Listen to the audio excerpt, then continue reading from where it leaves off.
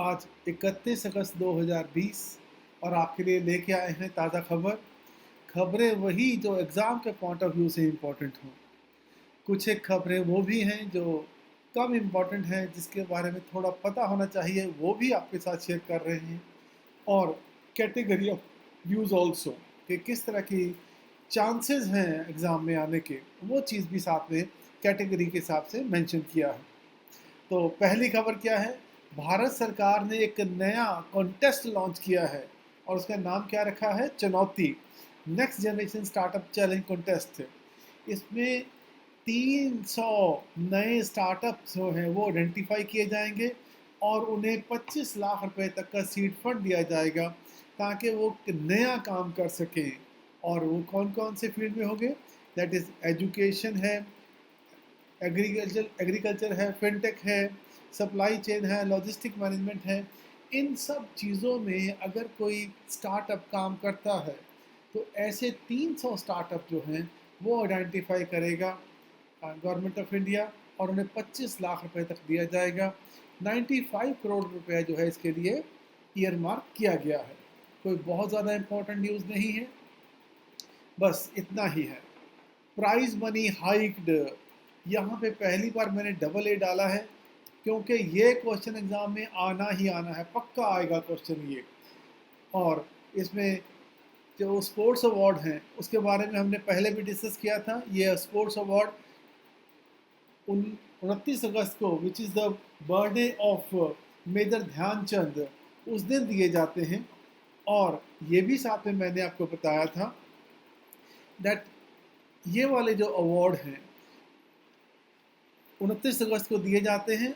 और ये कौन कौन से अवार्ड हैं?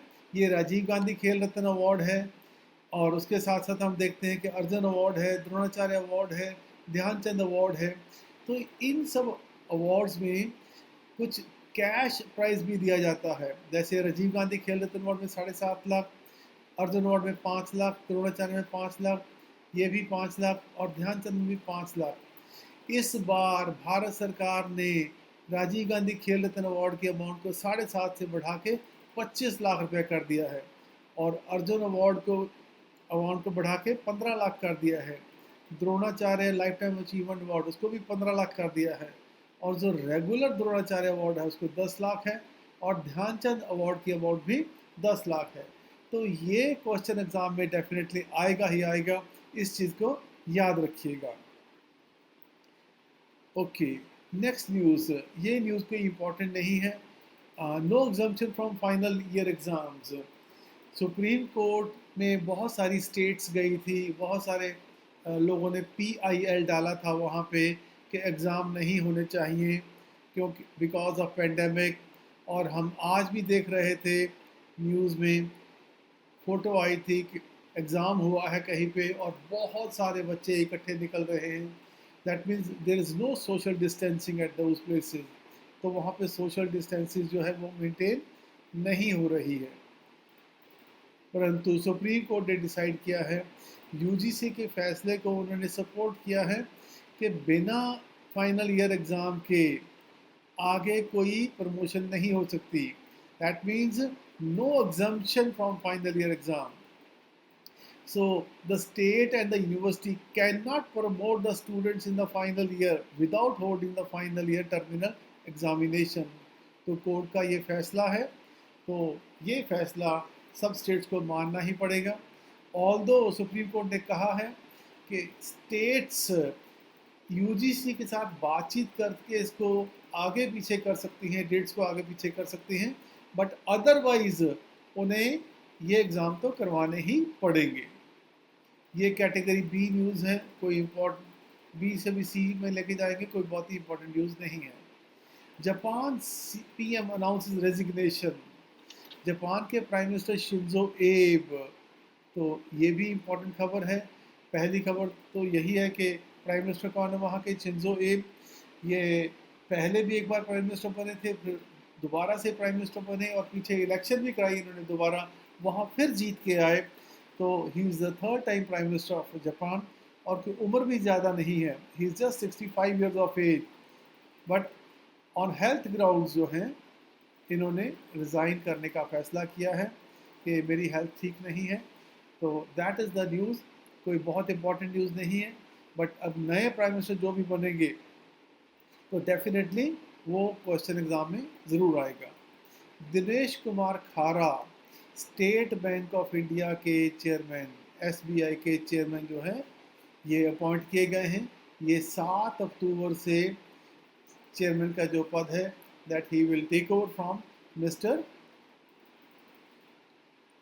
रजनीश, उनसे he will take over from mister Rajnish, और ये नए चेयरमैन अपॉइंट किए गए हैं। और इनकी interview that was taken by bank board bureau, bank board bureau ने इनकी इंटरव्यू ली थी। ही is the senior most and MD in the state bank of India at present also. And आप जानते हैं कि state bank of India Bharat का सबसे बड़ा बैंक भी है, इसलिए ये न्यूज़ इम्पॉर्टेंट है। National land bank portal launch, ministry of commerce ने, और वहाँ के जो मिनिस्टर कौन है, मिस्टर पीयूष गोयल, उन्होंने first of its kind GIS enabled national land bank portal launch किया है। वहाँ पे वो सारी लैंड जहाँ पे प्रोजेक्ट लग सकते हैं वो चीज़ दिखाई जाएगी, और जो इन्वेस्टर्स हैं दे कैन मेक आउट कि कहाँ पे उन्हें लैंड की ज़रूरत है। वो पोर्टल के ऊपर सब लैंड को देख भी पाएंगे और उसके बेसिस के ऊपर डिसाइड भी कर पाएंगे। The portal will provide detail of logistics, वहाँ पे बिजली, पानी, कनेक्टिविटी, रेल, एयर, ये सब चीज़ें हैं कि नहीं है, वहाँ पे टैक्स इंसेंटिव क्या है, ड्रेनेज सिस्टम क्या है, पावर सप्लाई क्या है, ये सब चीज़ें यहीं पे इसी पोर्टल के ऊपर सबको मिल जाएंगी। तो ये एक अच्छी खबर है, but once again category B news है ये। इंटरनेशनल बुकर प्राइज, ये क्वेश्चन तो एग्ज़ाम में आएगा ही आएगा, 100% आएगा। कोई भी एग्ज़ाम हो ये क्वेश्चन एग्ज़ाम में आएगा ही आएगा। तो डच ऑथर, नाम बहुत, इनके नाम थोड़े डिफ़िकल्ट होते हैं प्रोनाउंस करने, मैरिके लुकास लिनेवेल, तो ये इनका नाम है। She is the youngest author to win this award, youngest author to win this award. और उनका नावल क्या है, the discomfort of evening. She is the youngest author to win this prize at the age of 29, सिर्फ 29 years की हैं और इन्होंने ये प्राइज़ जीता है। अब यहाँ पे आपको एक चीज़ और पता होनी चाहिए, जो बुकर प्राइज़ है ये दो तरह के प्राइज़ हैं। एक तो इंटरनेशनल बुकर है जो कि ये दिया गया है अभी, मैरिके लुकास को दिया गया है ना, और दूसरा है Man Booker. This prize is almost given in the month of August, और मैन बुकर अवार्ड जो है ये अक्टूबर 5 के अप्रॉक्सीमेटली इसके नज़दीक अनाउंस किया जाता है। Now this award is given for a book which is written in English,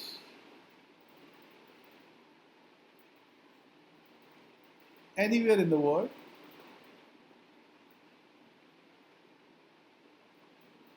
so Man Booker award क्या है, this is given for a book which is written in English. और जो ये बुकर इंटरनेशनल प्राइज है, it is given for a book which is written in any other language but translated into English.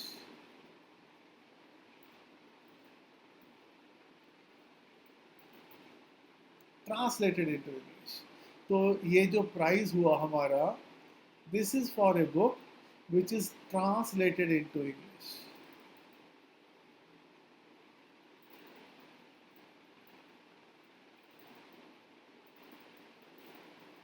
और ये award फिर दो लोगों को मिलता है, one is given to the author, एक तो ये अवार्ड दिया जाता है ऑथर को दिया जाता है,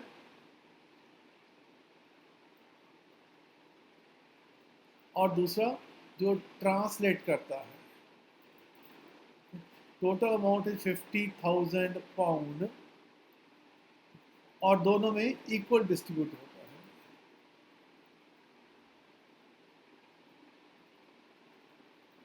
है। This is Man Booker international. और जैसे मैंने पहले बताया आपको, दिस दूसरा अवार्ड कौन सा है हमारा, that is Man Booker prize है। ये मैंने अभी आपको बताया, ये 5 अक्टूबर के नज़दीक अप्रॉक्सीमेटली तब अनाउंस किया जाता है। हाँ जी।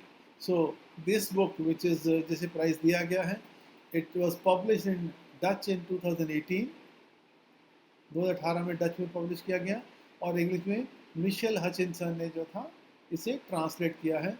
So this prize will be equally distribute, it is equally distributed, that is 25,000 pound, 25,000 pound दोनों को दिया जाएगा। और यहाँ पे हमें ये भी पता होना चाहिए इंडियंस कौन कौन से हैं जिन्हें ये प्राइज़ पहले मिल चुका है। तो सबसे पहले इंडियन जिन्हें प्राइज़ मिला था 1981 में, इनकी बुक थी midnight children.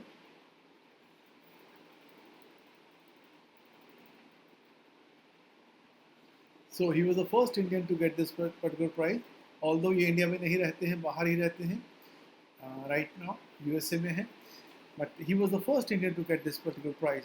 Then Arundhati Roy 97 में इन्हें मिला, गॉड ऑफ स्मॉल थिंग्स।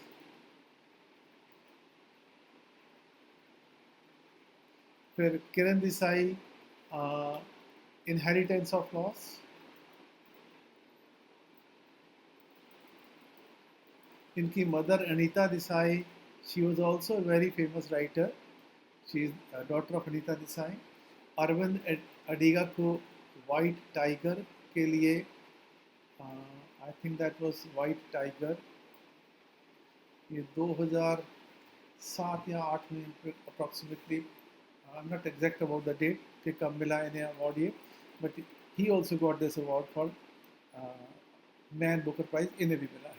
तो इंडिया से 4 ऐसे लोग हैं जिनको ये अवार्ड मिल चुका है। तो इनके नाम याद होने चाहिए क्योंकि इनकी बुक्स के नाम भी कहीं ना कहीं बुक्स वाले सेक्शन में आ जाते हैं। तो ये इंपॉर्टेंट क्वेश्चन है, तो यहाँ से क्वेश्चन डेफिनेटली आएगा ही आएगा। Next question, Mike Bryan and Bob Bryan, ये डबल्स प्लेयर की एक जोड़ी है, जो कि ब्रदर्स हैं, आइडेंटिकल ब्रदर्स हैं, ट्विन ब्रदर्स हैं। तो they were tennis player, they have taken retirement, तो कोई इम्पॉर्टेंट क्वेश्चन नहीं है। अब आगे देखते हैं, इन view of the pandemic, India ने कावकाज में पार्टिसिपेट करने से मना कर दिया है।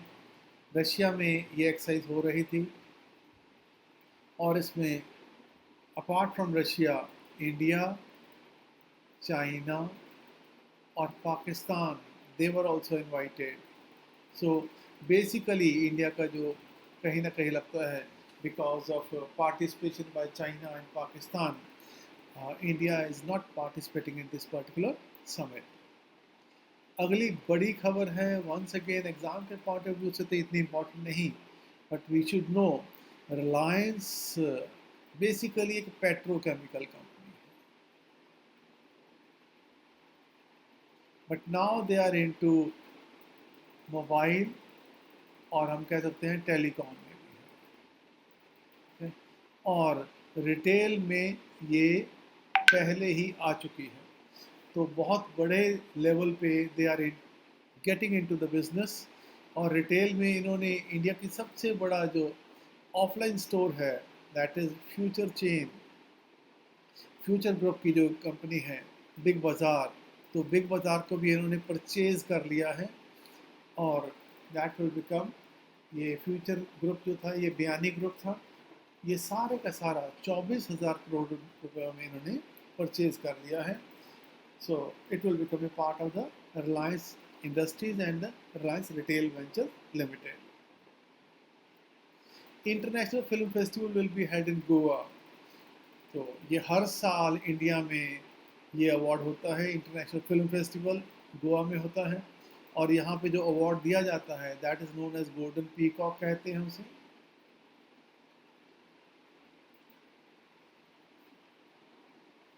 दिस इज़, ये हर साल गोवा में होता है, और 20 नवंबर से 28 नवंबर के बीच यहाँ पे किया जाएगा। यहाँ पे आपको ये भी मालूम होना चाहिए और कौन कौन से फिल्म मूवीज़ के जो अवार्ड्स हैं जो दिए जाते हैं उनके बारे में भी पता होना चाहिए। गोल्डन लॉयन, गोल्डन बियर,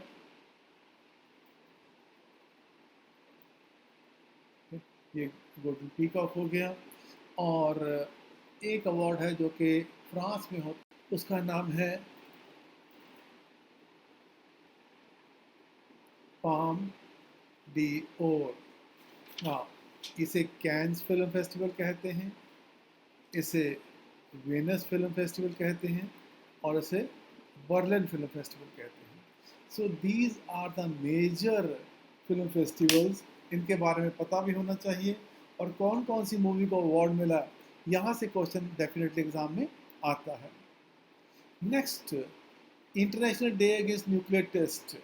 तो 29 अगस्त जो है यूएनओ ने ये दिन फिक्स किया है to create awareness, public awareness and education about ill effects of global nuclear weapons.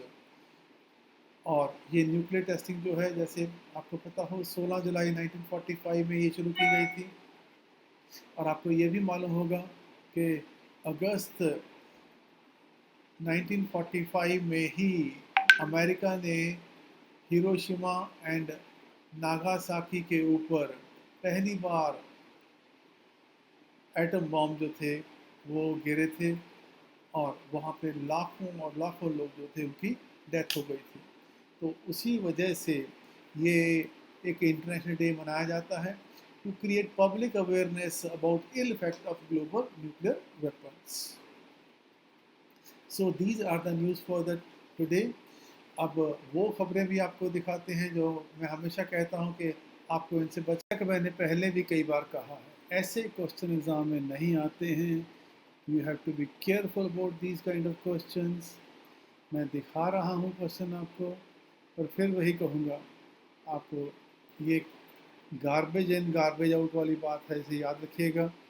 ऐसे क्वेश्चन एग्ज़ाम में नहीं आएंगे।